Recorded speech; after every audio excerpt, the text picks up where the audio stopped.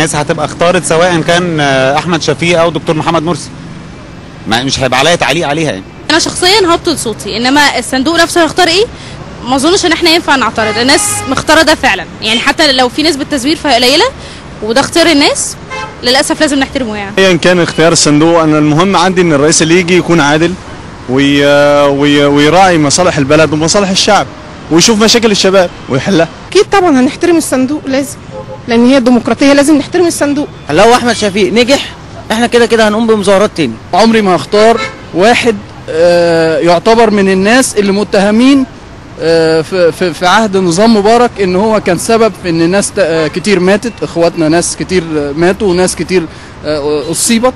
فما ينفعش ان انا اختار الفريق شفيق لان انا مش واثق في الاخوان او بخون الاخوان او خايف ان هم يمسكوا في السلطه. لا، انا عندي ان انا ادي فرصه للاخوان عن ان انا ادي الفرصه لشفيق. ربنا يرضى المصلحه. انا مش مع اي حد ان هو بيقول ان انا ممكن ان انا نتظاهر بعد كده احمد شفيق وكده. انا صحيح مش هرشحه، بس يعني طالما الناس عايزه كده خلاص انا مش معاهم يعني. ان شاء الله لو في اي تظاهرات ولا الكلام ده، هو الفيصل بين ده وده، ونقبل ده ونتقبل ده، لان خلاص ما دام الشعب اختار اتنين يبقى هم خلاص انحصرت المنافسه بينهم، والصندوق هو الفيصل بين احمد شفيق او بين الدكتور محمد مرسي.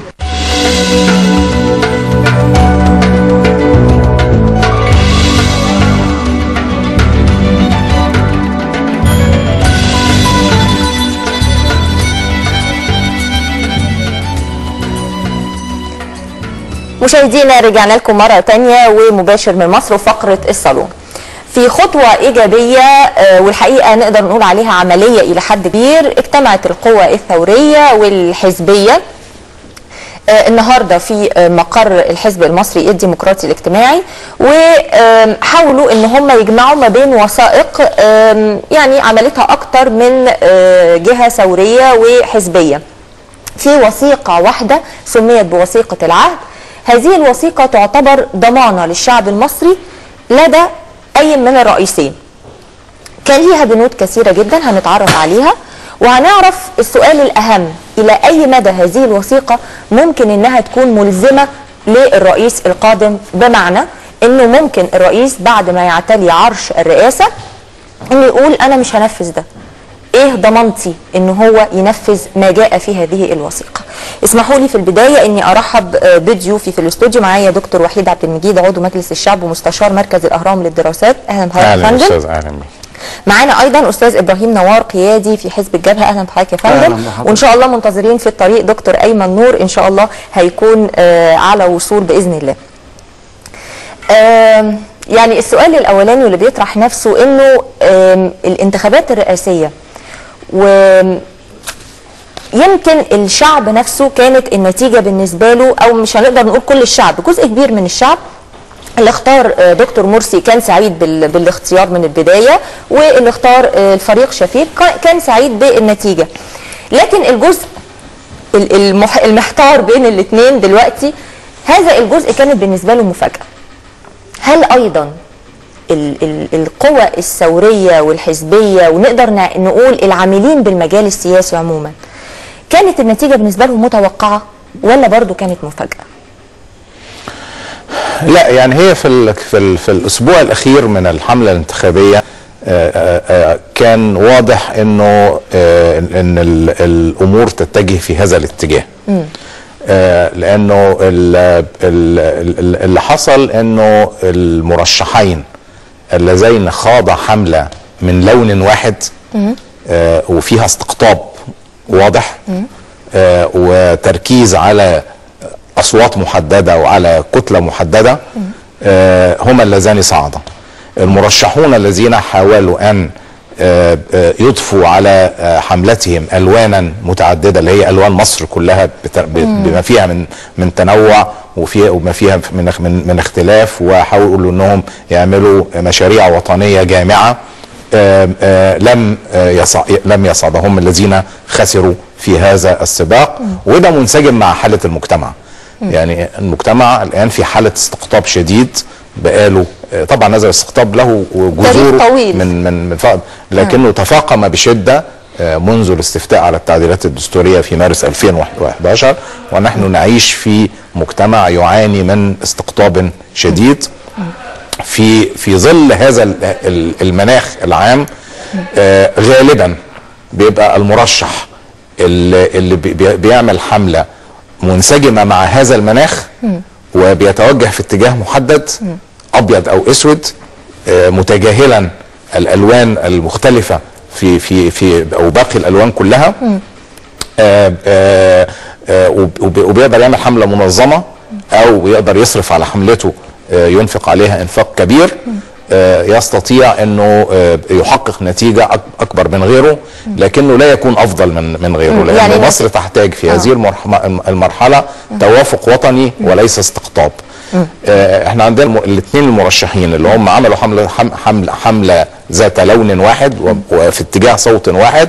واحد ركز على الصوت الاسلامي وعمل حملة، يعني حملة الدكتور مرسي في الجولة الاولى كان فيها استخدام كثيف لموضوع الشريعة الإسلامية لم يحدث في تاريخ الحملات الانتخابية للإخوان منذ عام 84، منذ أن بدأوا يشاركوا في الانتخابات النيابية. الفريق أحمد شفيق ركز على الكتلة التي رسمت لها صورة انه التدهور الذي نحن فيه الآن سبب الثورة، وأن الثورة هي المسؤول عن هذا الوضع، واننا نحتاج بالتالي الى من يعالج هذا الوضع ويكون رجل دولة ومن النظام القديم وعنده خبرة، وكأنه يعني الخبرة هي جيدة سواء كانت مفيدة او غير مفيدة. ففي قطاع من المجتمع كفر بالثورة وأصبح يضج منها، فتوجه إليه هذا المرشح بشكل واضح وصريح وركز عليه تركيزا شديدا، بخلاف مثلا سيد عمرو موسى اللي هو رفض أن يلعب في هذا الملعب وقدم مشروعا وطنيا جامعا أيضا، لكن الاستقطاب هو الذي فاز في هذه الانتخابات. طيب احنا قبل ما هنكمل حوارنا مشاهدينا هنروح لفاصل ونرجع نستقبل دكتور أيمن نور. نروح لفاصل مشاهدينا ونرجع لكم مرة ثانية.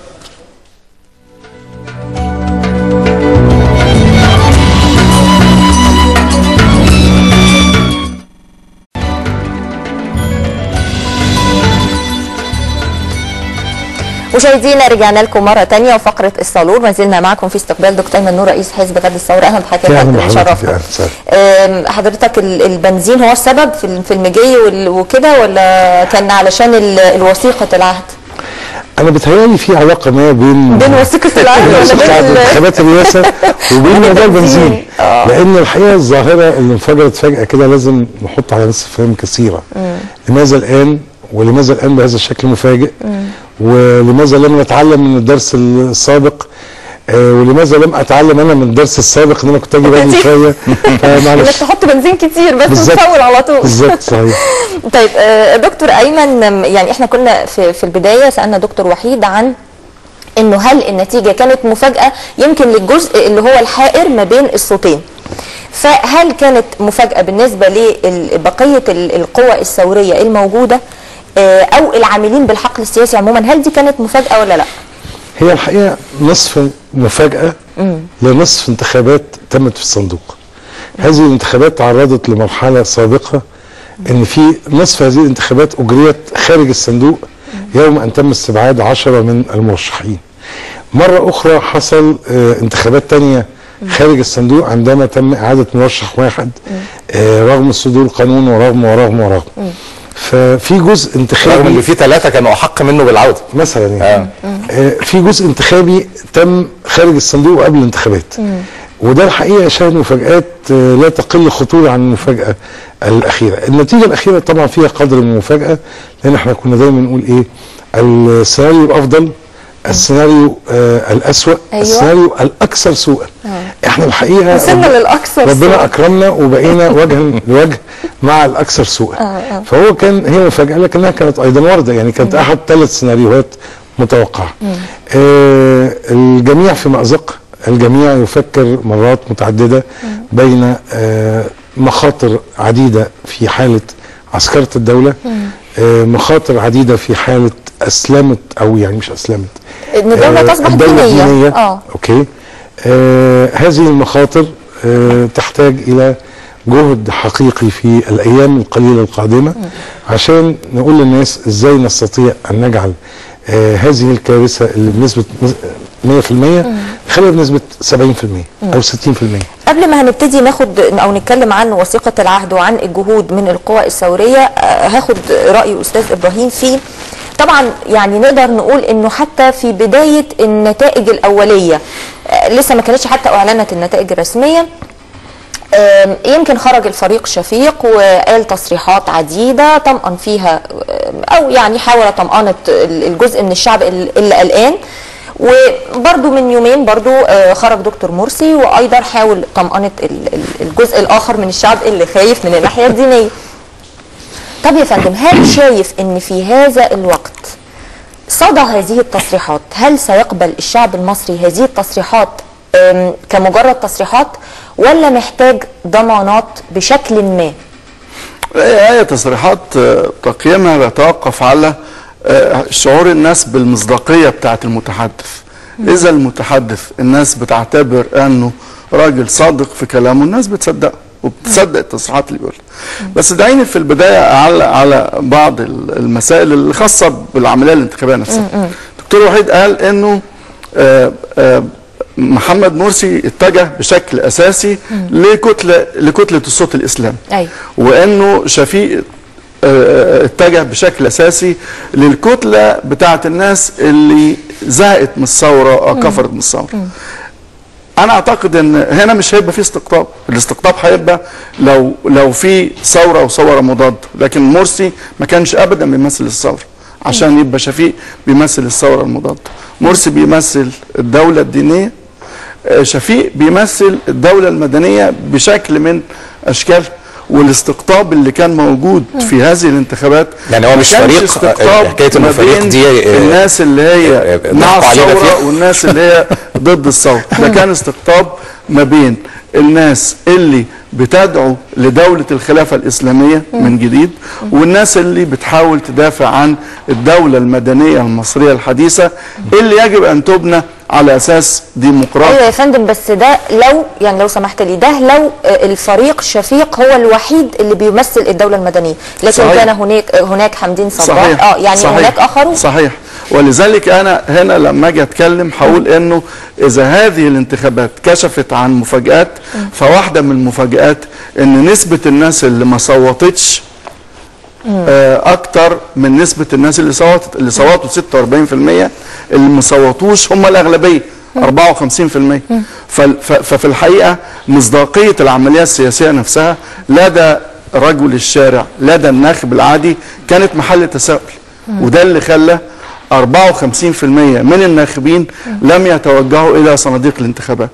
لو أنا حسبت مجموع الأصوات اللي حصل عليها التيار المدني هلاقيها حوالي 13 مليون صوت أو أكتر، بينما التيار الديني حصل على حوالي 9 مليون صوت في مجموع في مجمل المدني وفي مجمل الديني. الاستقطاب اللي حصل هنا حصل في الاتجاهين فعلا، اتجاه التيار المدني من ناحية واتجاه التيار الديني من ناحية. اللي حصل انه الفريق طب ما هو ده تقريبا اللي الدكتور وحيد يعني هو تقريبا برضه قال. لا انا بس عايز اقول انه الاستقطاب هنا كان بين تيارين، مدني وديني، مش تيار ثوره وثوره مضاده.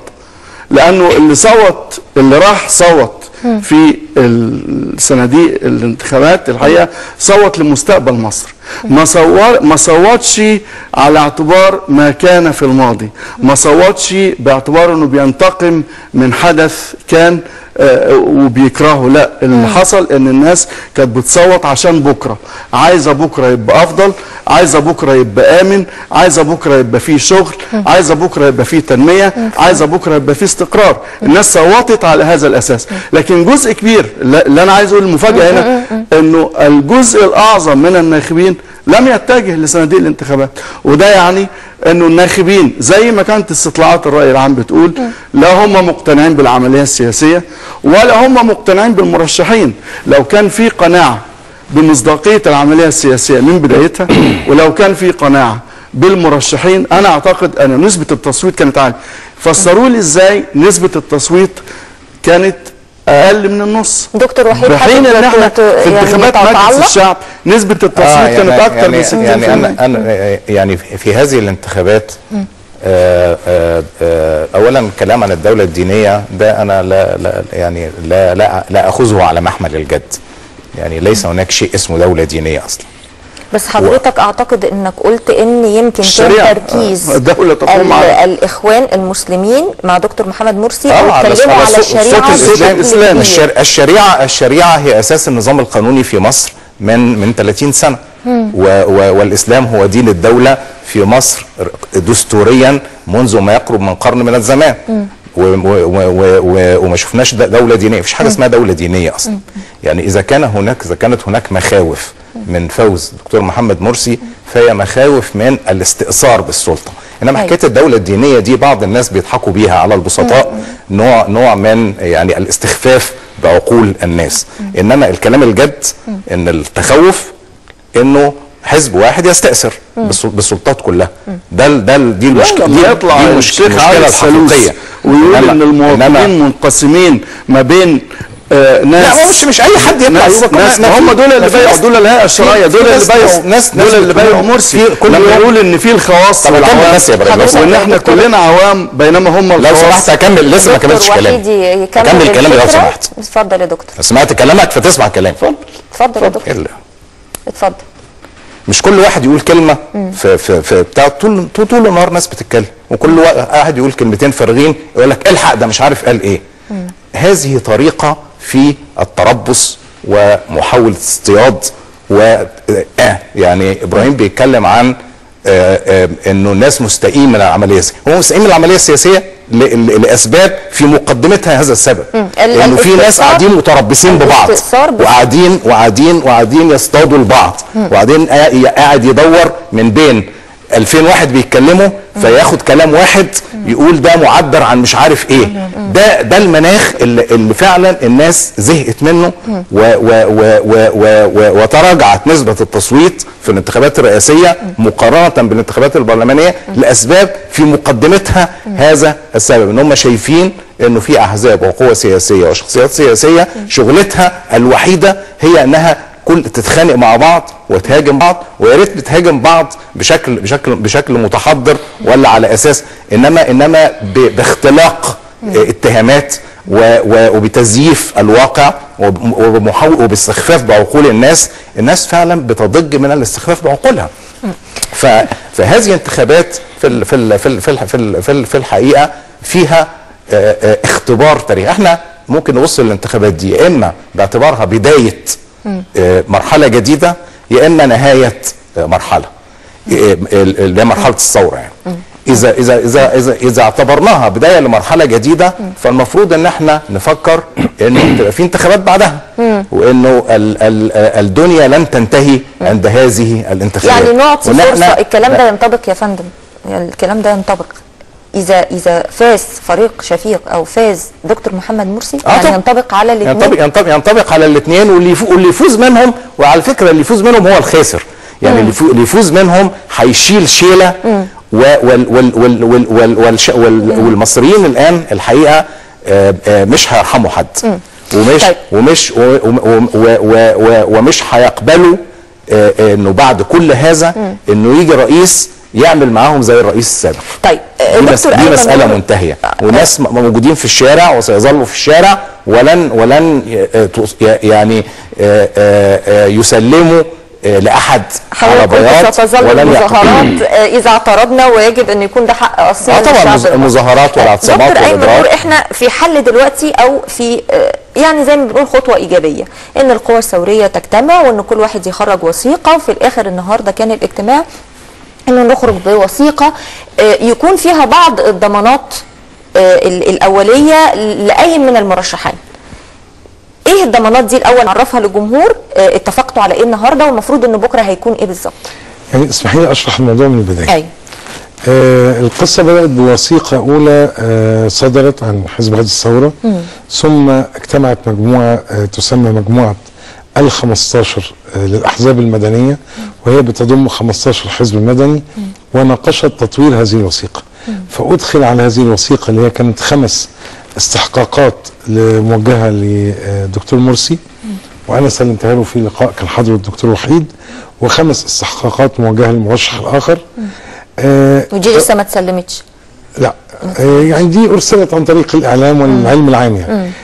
هذه الوثيقه تم تطويرها في اطار وثيقه مجموعه ال 15 بقت من 5 و5 بقت 11 مشتركين وثلاثه للدكتور مرسي وثلاثه للمرشح الاخر. ايوه. الحقيقه هذه الوثيقه تم تطويرها اليوم مره اخرى في اجتماع في الحزب المصري الديمقراطي مع ما يسمى بالجبهه الديمقراطيه اللي بتضم حوالي 10 احزاب اخرى. يجوز غد الثوره مشترك بين الجبهتين. يعني 9 احزاب على ال 15 حزب، حوالي 25 او 24 حزب بيصنعوا الان وثيقه مشتركه بين المجموعتين. وصلنا تقريبا لاتفاق بنسبه 95%. في نص وحيد لسه بنتشاور فيه، قد نكمل التشاور الصبح. اليوم ايضا اجتمعت مجموعه من المفكرين ومن اهم الرموز الوطنيه المصريه، اسماء مثل الدكتور احمد كناوي المجد، الدكتور علي السلمي، الدكتور حازم ببلاوي، الدكتور محمد نور فرحات تقريبا. الدكتور محمد نور لا ما كانش حاضر هذا الاجتماع، ما كانش حاضر النهارده، لكن كان حاضر ايضا وزير حسب الله الكفراوي واخرين. ده في الاجتماع اللي حصل النهارده. انت بتتكلمي عن الدكتور ابو الغار، ده كان في اجتماع الحزب المصري الديمقراطي. ده في الحزب المصري، مش انا بتكلم عن اجتماع حصل من شويه، ما زال مستمر حتى هذه اللحظه. انا تركته ووصلت حالا.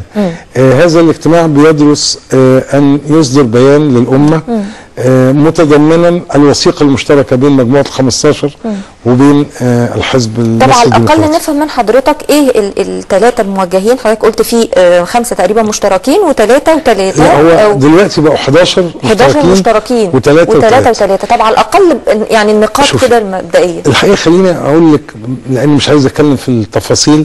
احنا هنعلنها في نقابه المحامين يوم الجمعه عقب صلاه الجمعه في مؤتمر الجمعه اللي هي على طول بعد بكره. الجمعه بعد بكره. عشان يعني ما اتحداش عن التفاصيل قبل اعلانها، لكن هقول لك التوجهات العامه ايه. احنا بقول احنا يعني احنا الشعب المصري، احنا المواطنين البسطاء عندنا مخاوف. مخاوفنا دي الحقيقه تتجسد في عوده النظام القديم اذا فاز مرشح، وعوده قيم النظام القديم اذا فاز مرشح اخر. بمعنى ايه؟ اما قمنا بالثوره ما قمناش بالثوره ضد شخص مبارك بقدر ما كانت ثورتنا ضد قيم حاكمه في زمن مبارك. اهم هذه القيم فكره الاحتكار السياسي لكل شيء. كان زمن مبارك يحتكر البرلمان والوزاره والرئاسه والنقابات وكل حاجه. استنساخ هذه الحاله شيء خطير جدا.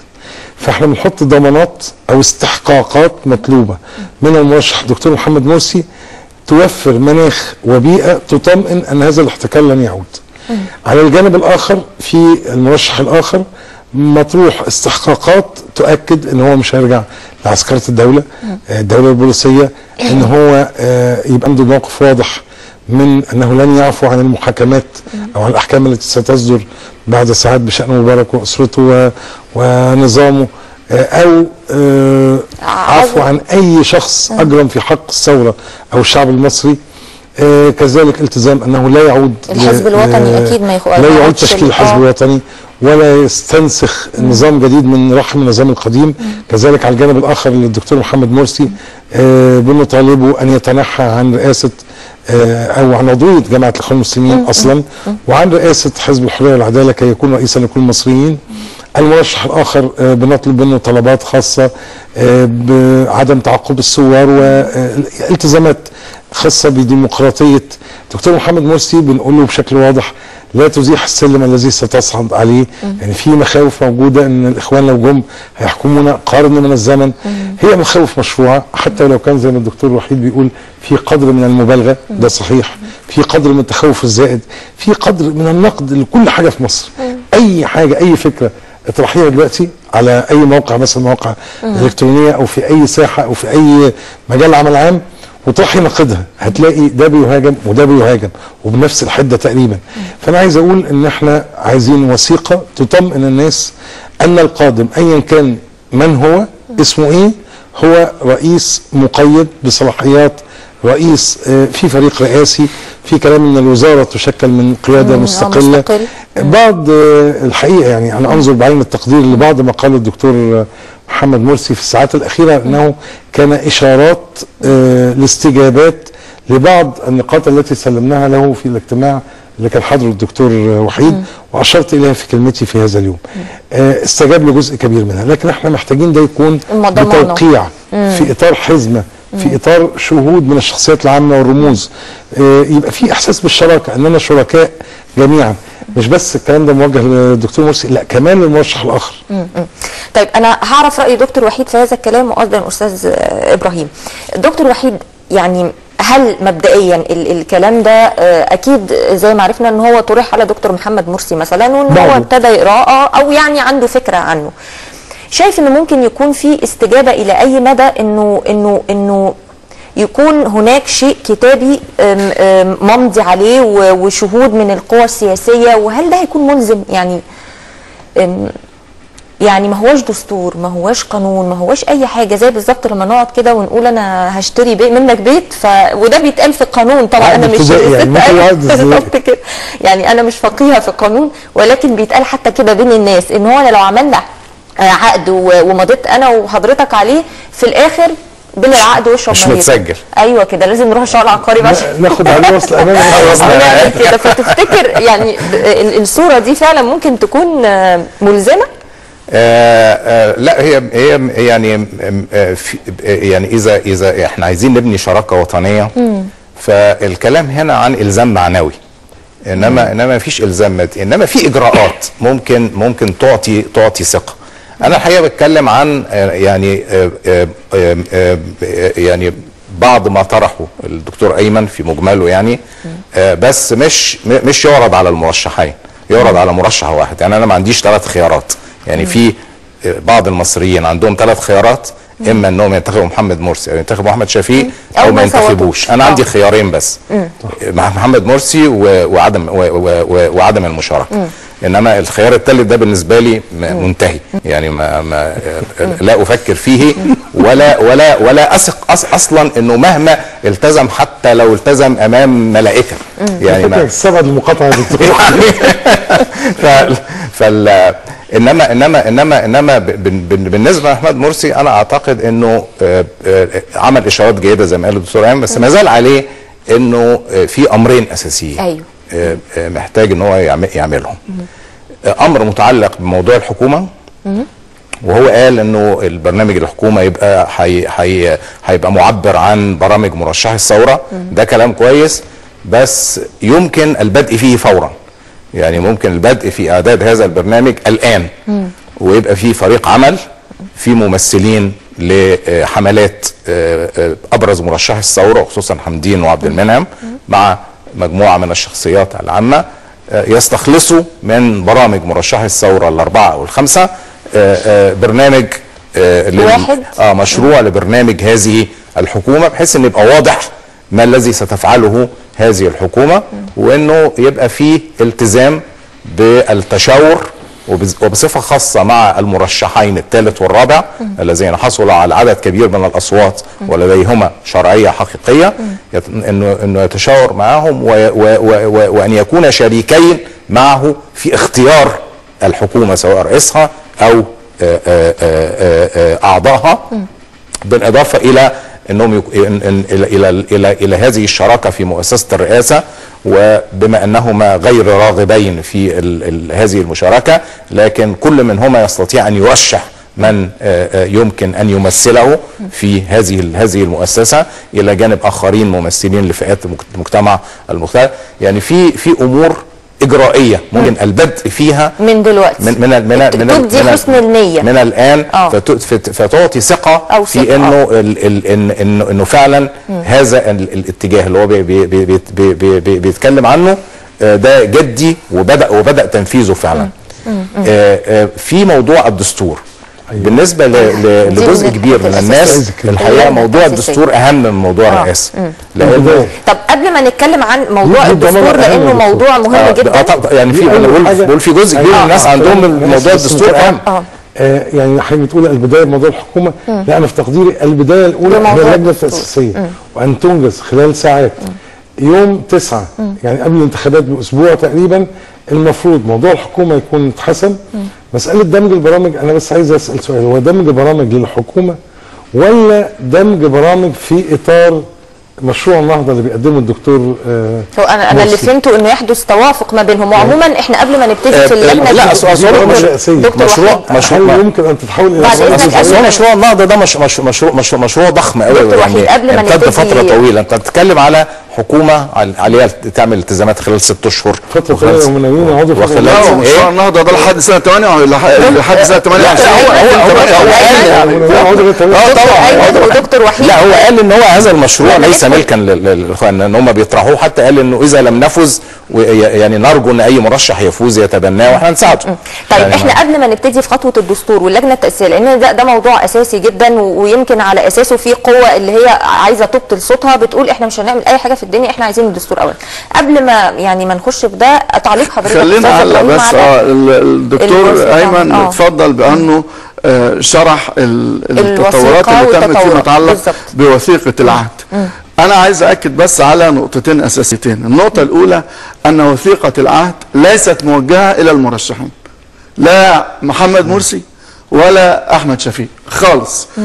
وثيقه العهد موجهه للشعب المصري كله لكي تضع الاسس والمبادئ لمصر كما نراها كما نريدها في الفتره المقبله.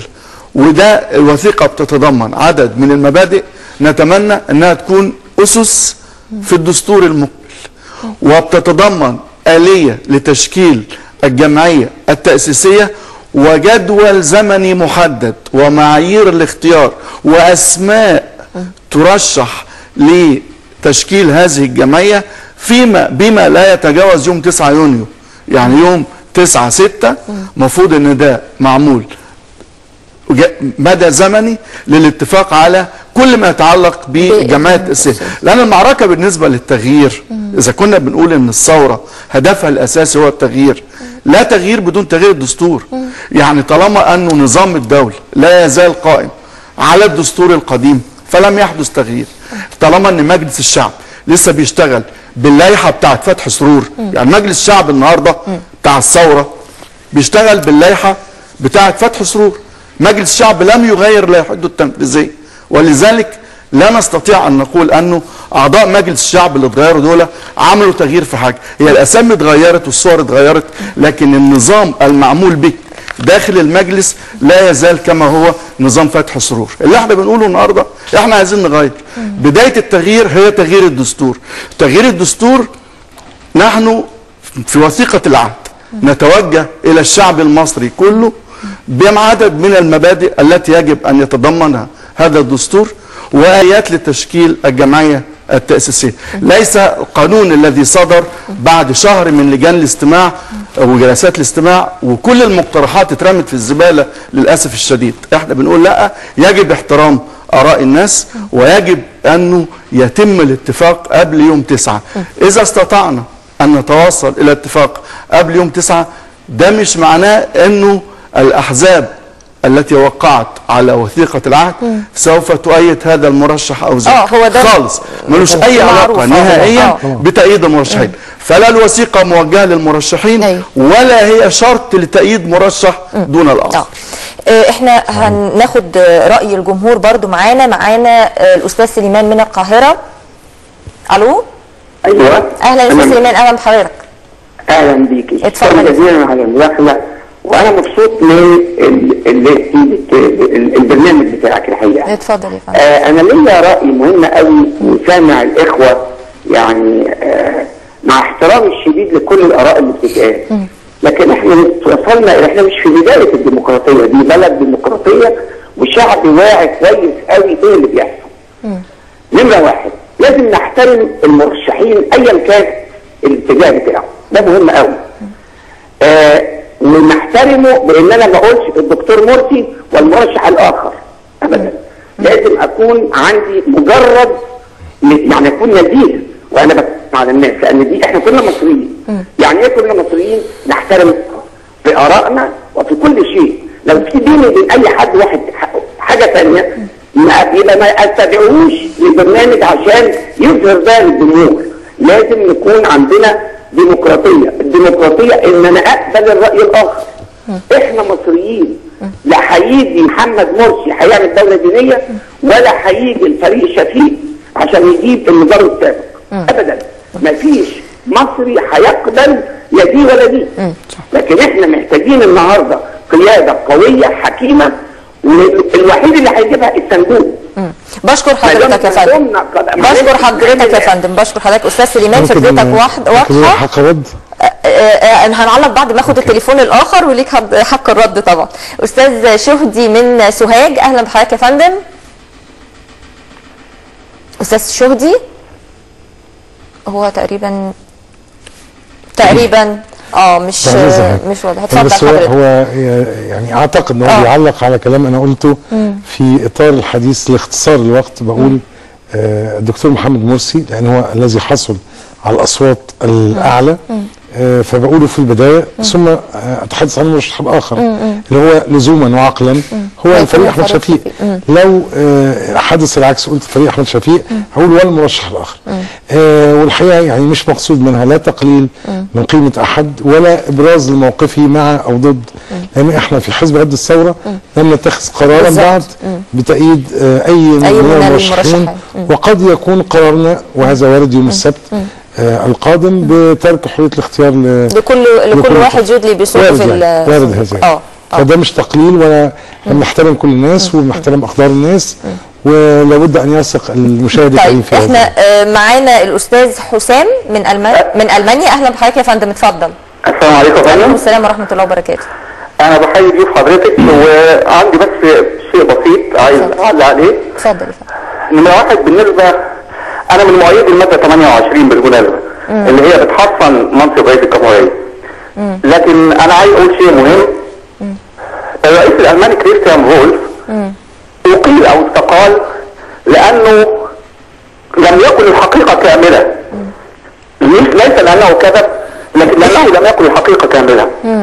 فصعب جدا ان يجي رئيس جمهوريه وهو عنده شبهات جنائيه وعنده 35 بلاغ وعنده شبهات ان هو كان مدبر او شارك في تدبير هجوم على متظاهرين. نمرة 2، طيب اذا انا ما قلتش على مرشح من المرشحين اللي كان معتقل من 28 يناير، اذا انا ما قلتش عليه ثوري هقول على مين ثوري؟ فنتمنى ان احنا ما نغيرش التاريخ اللي بقاله سنه ونص. شكرا جزيلا. اشكرك يا فندم، وطبعا وجهه نظر حضرتك تحترم. نرجع للالزام في لا احنا بنتكلم عن الدستور. احنا قلنا الدستور اهم حاجه قبل موضوع الالزام ده، الدستور واللجنه التاسيسيه. يمكن لغايه النهارده، والنهارده يمكن قريت مش عارفه يعني، يا ريت اذا كان الكلام اللي وصل لي صح ولا مش صح، لكن تصححوا لي انه الماده 60 بتقول انه مش من حق مجلس الشعب ان هو يضع معايير اختيار الجمعيه التاسيسيه. وكانت الماده الحكم المحكمه. فدلوقتي احنا يعني حاسه ان احنا رجعنا للمربع صفر مره اخرى في موضوع اللجنه التاسيسيه، ومش عارفين لا نختار اللي هيقوموا بوضع الدستور لغايه الان. فازاي نخرج من هذه الاشكاليه؟ وهل فعلا الميعاد لغايه يوم 9، هل في الفتره دي هنقدر فعلا ان احنا نوصل لده؟ واذا وصلنا ده هيكون بشرة خير او يعني نوع من زي ما بنقول ابداء حسن النيه او الضمانه ان لو حزب الحريه والعداله، واحنا بنعتقد طبعا كله او ان دكتور مرسي هو مرشح حزب الحريه والعداله، وده شيء معروف انه بيبدي حسن نيته وان هو بيضمن ان احنا على الاقل ابتدينا نتوافق. هل ده شيء هيطمئن الجمهور او هيطمئن الناس؟ انا اظن يعني ان القول الفصل في هذا الشأن مع دكتور وحيد. عند الدكتور وحيد. لكن يعني القول قبل الفصل ان انا شخصيا بستشعر قدر من الحيرة والدهشة بشأن المطل والإطالة في مسألة لجنة التأسيس. الدكتور وحيد كان شاركنا في تقريبا او يعني كنا شركاء معه في تقريبا 100 ساعة مفاوضات حول هذه اللجنة التأسيسية. يعني ربما اطول جولة تفاوض سياسي في صياغة سطرين 3 4 5 وانتهينا الامور تقريبا شبه نهائية. لماذا توقفت هذه المباحثات؟ لماذا لم يعلن عنها؟ أنا أثني على كلامك وأقول أن الإعلان الآن هو برهان على حسنية، والتأجيل الإعلان بعد يوم 9 أنا أتصور أنه سيضع الجميع في مأزق وسيضعنا أمام علامة استفهام لماذا هذا التأخير؟ هل هناك من يريد أن ينتظر نتيجة الانتخابات فيفصل الدستور وفقا للنتيجة؟ انا حبيت حضرتك اللي تقول هذه الجمله مش انا، فيا ريت حضرتك تجاوب. لانه هذه النقطه علامه استفهام كبيره لدى الناس، فيا ريت حضرتك تجاوب. احنا زي ما قال الدكتور ايمن فعلا احنا كنا وصلنا الى اتفاق على يمكن 95% من المعايير. كان النقطة الوحيدة اللي باقي فيها تباين في وجهات النظر هي تمثيل الأحزاب، عدد ممثلي الأحزاب أو نسبة تمثيل الأحزاب في الجمعية التأسيسية وكيفية توزيع العدد المخصص للأحزاب على هذه الأحزاب. دي تقريبا النقطة الوحيدة. ومع ذلك يعني كنا قطعنا شوط أبعد من هذا وبدأنا نتكلم في أسماء فيما يتعلق بالشخصيات العامة ورجال القانون والشباب وكان في يعني أجواء فيها قدر كبير من التوافق وإن لم تشارك كل الأحزاب حتى النهاية يعني. فهو الحقيقة احنا عندنا التعطيل اللي حصل هو تعطيل راجع في الأساس إلى أزمة عدم ثقة. في أزمة عدم ثقة شديدة. بنبتدي سلسلة اجتماعات فتلاقي انه بعض الأحزاب لديها اهتمام بنقطة واحدة. لو النقطة دي مش مثارة في هذه الاجتماعات ف يعني اما تنصرف عنها او لا تبالي بها. لو في اجتماعات اخرى ممكن يبقى في حزب او حزبين ما هماش محبذين طرح موضوع معين، فلو بيطرح ما بيبقوش بالجدية الكافية لإنهاء النقاش في هذا الموضوع. ففي أزمة عدم ثقة شديدة بين الأطراف، وفي دايما كل طرف بيفترض أن الطرف الآخر يعني يريد أمرا ما لأنه يدبر مؤامرة ما. يعني على سبيل المثال وبتبقى فيها حاجات خياليه شويه. يعني على سبيل المثال لما السؤال عن يعني في هذه الجزئيه، هل دائما بيكون هذا الاحساس بعدم الثقه من جانب القوى الثوريه تجاه حزب الحريه والعداله حزب الاغلبيه ولا العكس؟ الجانبين يعني الجانبين عدم الثقه ما ينتجش وضع سلبي الا اذا كان من الجانبين. يعني لو في جزء صغير او حتى كبير لكن مش كل الساحه السياسيه هو اللي عنده عدم ثقه، مش هيبقى تاثيره كبير. انما المشكله انه الجميع ان لا احد يثق في احد. يعني حتى داخل الحزب الواحد او معظم الاحزاب. يعني يمكن الدكتور ايمن كان يلاحظ انه اصبحت عاده جديده في الاجتماعات انه ما يجيش واحد لوحده من الحزب، يجيب معاه واحد عشان لما يوصل حزبه وتسبقه الاتهامات ان هو ما كانش قوي ولم يتصدى وانه فوت حاجات وبتاع، فيبقى في شاهد ان هو قام بالواجب. يعني هو رايح خناقه مش رايح في حد داخل يتفاوض جاي مع واحد ينسحب. في حاله انت عارفها طبعا، حاله تخصص انسحاب وبتاع في اجتماعات اخرى لقيتها بتعمل نفس الدور ما يجوش اي حاجه انه ينسحب. ففي ازمه من انما انا بعتقد انه احنا نقدر نعلن هذه المعايير بسهوله. هيبقى موضوع الاسماء، لانه ايضا دلوقتي في بعض الاطراف اللي هم اقليه في البرلمان في المجلسين، وانا يعني اتفهم مخاوفهم. دلوقتي احنا عملنا معايير 100 يعني والجميع موافق عليها، بس هيظل عنده تخوف برضو من طرح الاسماء في مهما كانت المعايير. فدي برضو محتاجه ان يعني لان عدم الثقه شديد. يعني المعايير النهارده شبه جاهزه. يعني لو اتفقنا على عدد نسبه تمثيل الاعداد كده حضرتك، يعني هل فاكر بالظبط تقسيم الاعداد كانت ايه؟ ما هو بس بقول لك باستثناء الاحزاب اللي هو بيتراوح الخلاف فيها ما بين 30 و40. يعني بعض الاحزاب بتقول انه ما يزيدش عن 30، بعض عايز يوصل له 40. انما في الهيئات القضائيه ورجال القانون في 15 يمثلوهم. المؤسسات الدينيه 9. 9 من كل من الكنائس ولا كلها يعني 5 من الازهر و2 من الكنيسه الارثوذكسيه وواحد من الانجيليه والكاثوليكيه. في 8 النقابات المهنيه، في 8 من شباب الثوره والطلاب، وفي 15 من الشخصيات العامه. وفي يعني ويتخلل هذا كله انه يبقى في 10% على الاقل من النساء والاقباط والشباب.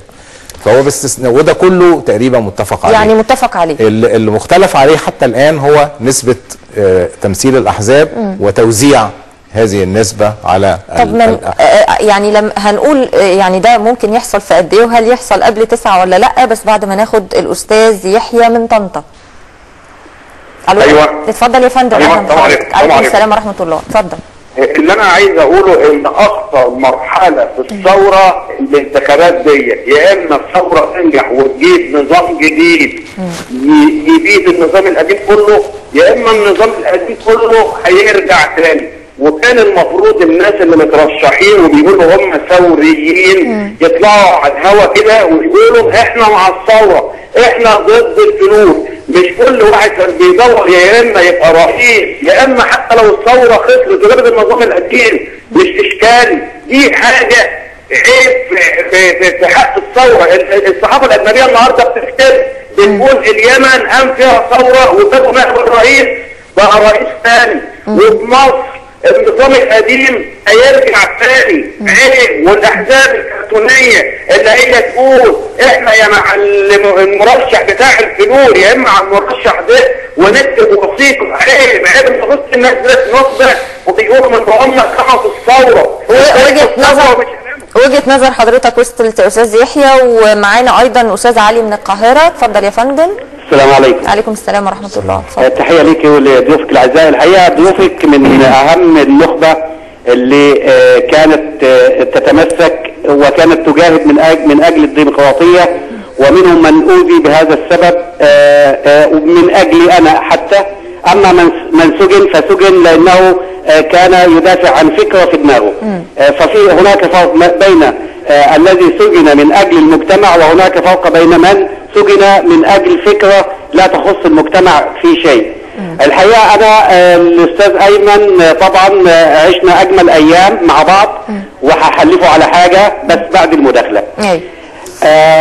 احنا شاهدنا الانتخابات دي، اولا لم تحدث فيها اصابه واحده، وده دليل رغم انه كان يحدث قتل ايام العصا الامنيه وخلافه.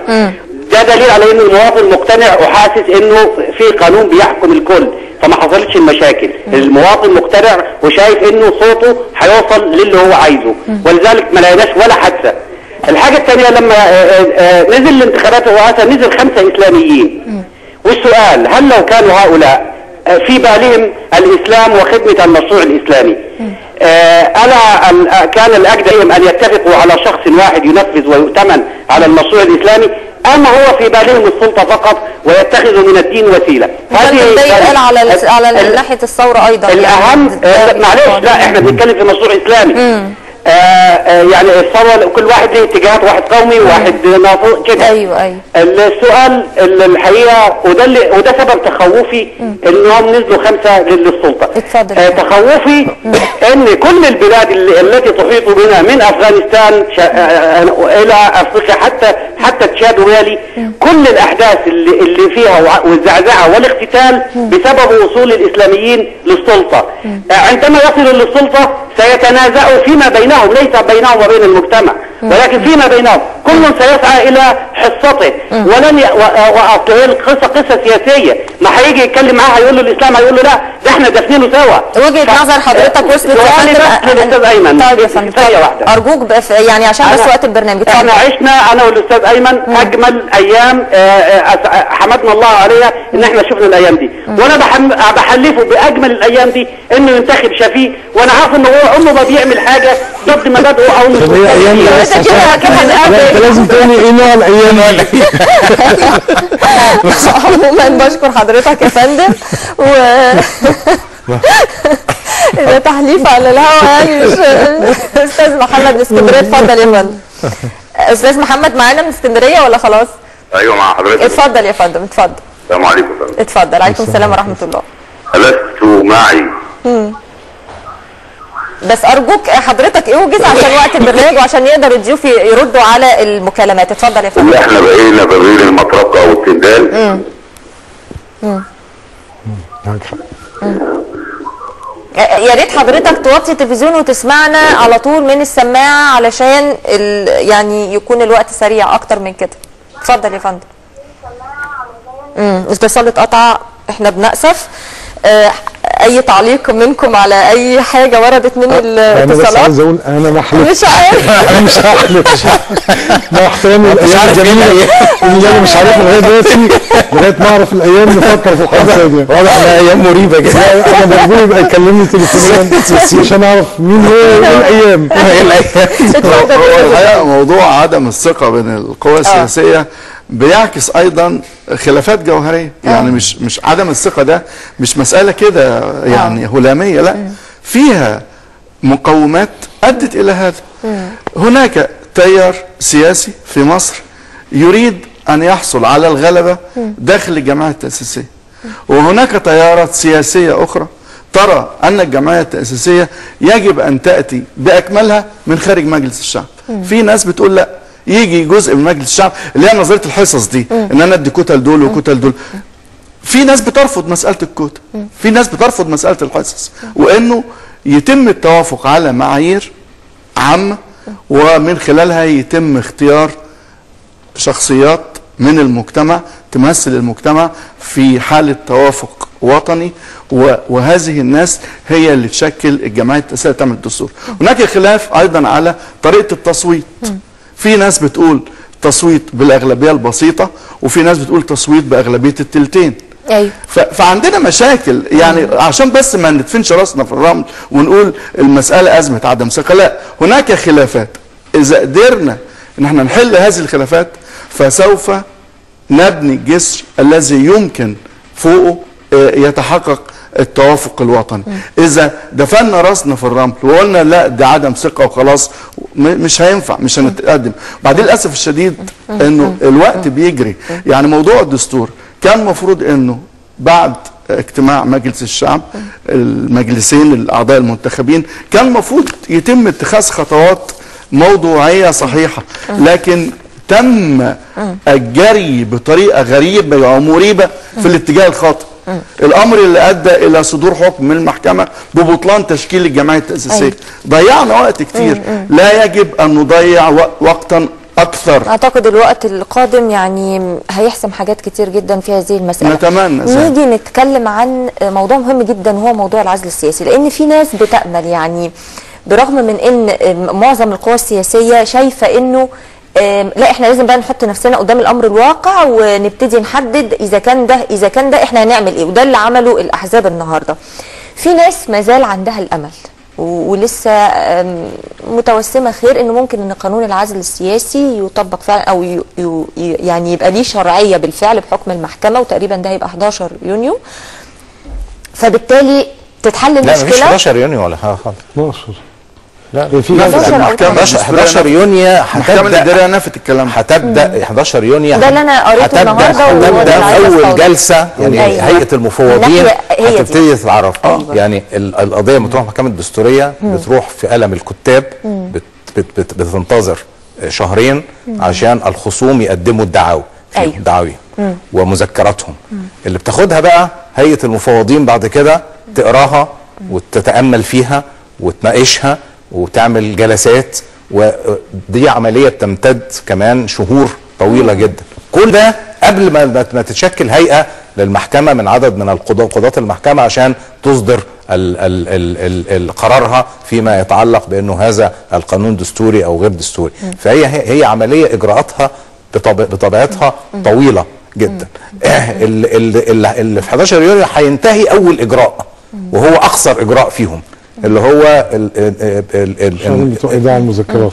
يعني مش يعني النواحي القانونيه بدون النظر الى التفاصيل اللي ممكن كلنا نكون مش قادرين نستوعبها، يعني بشكل حاسم انه يوم 11 او 12 ده مش حكم ولا ان احنا هنخرج علشان الناس بس ما تبقاش تأمل في شيء نهائي. مش هيحدث نهائي. طب دكتور ايمن نور، النهارده في اللجنه التشريعيه في مجلس الشعب الحقيقه ابتدت ان هي تناقش، ويمكن بكره بقى هتحدد اذا كان ولا لا، قانون العفو الشامل في الجرائم السياسية تقريبا اللي من سنة 76 صدر تماما ولا بكرة ليه حاجة؟ لا خلاص أقرته تماما. أقر في المجلس من 31. لا صدر في اللجنة. صدر في اللجنة خلص من اللجنة. لكن المجلس لسه المجلس لسه تقريبا غدا يعني غدا تقريبا هيصدر، مفيش مشكله فيه اعتقد. طيب هل يعني علشان نوضح للناس، العفو الشامل في الجرائم السياسيه من سنه 76 تقريبا، وان هي حتى اذا كانت مرتبطه بجنايه ما فهتسقط عنه ويعفى عفوا شاملا. ففي هذه الحاله اي حد من هذا يعني او من المطبق عليه هذا القانون ممكن انه يرشح